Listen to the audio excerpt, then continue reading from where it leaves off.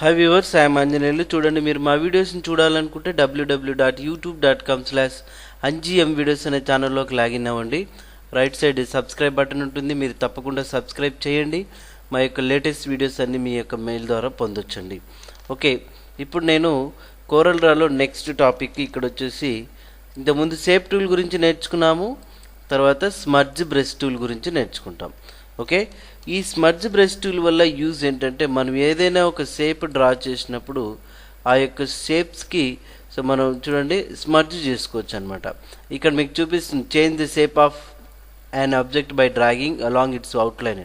అంటే ఈ యొక్క షేప్ని మనం చేంజ్ చేసుకోవచ్చు ఈ స్మర్జ్ టూల్ ద్వారా. అంటే మనకు కావాల్సిన విధంగా బెండ్ చేసుకోవచ్చు. సో ఇక్కడ నిబ్ సైజ్ వచ్చేసి, ఎప్పుడైతే స్మర్జ్ టూల్ తీసుకుంటారో దీనికి సంబంధించిన కొన్ని ఆప్షన్స్ వస్తాయి. ఇక్కడ నిబ్ సైజ్ వచ్చేసి 0.5 పెడుతున్నాం.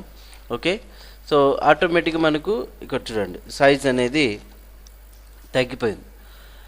ఈ స్మర్జ్ టూల్ యూజ్ చేసినప్పుడు ఒకవేళ లోపల వైపు కావాలనుకుంటే లోపల వైపు స్మర్జ్ చేసుకోవచ్చు, బయట వైపు కావాలంటే బయట వైపు స్మర్జ్ చేసుకోవచ్చు. ఇలాగా చూడండి, క్లిక్ చేసుకోవచ్చు ఇలా. ఓకే, షేప్స్ అన్నింటికి మనం ఇలా స్మర్జ్ చేసుకోవచ్చు. ఓకే, అదేవిధంగా మీరు ఒక రెక్టాంగిల్ టూల్ తీసుకొని ఇలా డ్రా చేసినప్పుడు ఇక్కడ స్మర్జ్ టూల్ యూజ్ చేసి నిబ్ సైజ్ అనేది పెంచాం, ఒక 2.5 పెట్టాం. చూడండి, సో మనం స్మర్జ్ టూల్ ఈ విధంగా కూడా చేసుకోవచ్చు అనమాట. ఓకే, సో ఇంకా మనం నిబ్ సైజ్ అనేది 0.5 ఇంచ్ పెట్టేసి సో మీరు నేరుగా ఇలా చేసుకోవచ్చు, యూజ్ చేసుకోవచ్చు. ఓకే, ఇక వీటిలో వచ్చేసి మనకు డ్రై అవుట్స్ ఉన్నాయన్నమాట. నారో పాయింట్స్ మనకు ఎఫెక్ట్స్ ఎలా ఉండాలనేది, ఈ డ్రై అవుట్స్ అనేది మీరు ఎక్కువగా పెంచుకున్నట్లయితే చూడండి నారో పాయింట్స్ ఇలా వచ్చేస్తుంది.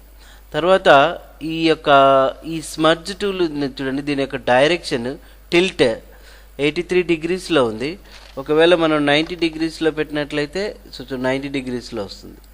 ఇంకా నేను ఒక 10 పెట్టాను అనుకోండి, 15 పెడితే ఈ విధంగా వచ్చింది చూడండి. ఓకే, ఇట్లాగా మనం స్మర్జ్ చేసుకోవచ్చు. ఇక తర్వాత బేరింగ్ యొక్క వాల్యూస్ కూడా మనం చేంజ్ చేసుకోవచ్చు. ఇది ఒక 20 degreesలో ఉంది, 50 degreesలో పెట్టామనుకోండి, అప్పుడు నేను ఇక్కడ వచ్చేసి 15 కాకుండా 19 పెడుతున్నాను టిల్ట్. చూడండి, ఇలా బేరింగ్ చేసుకోవచ్చు మనం.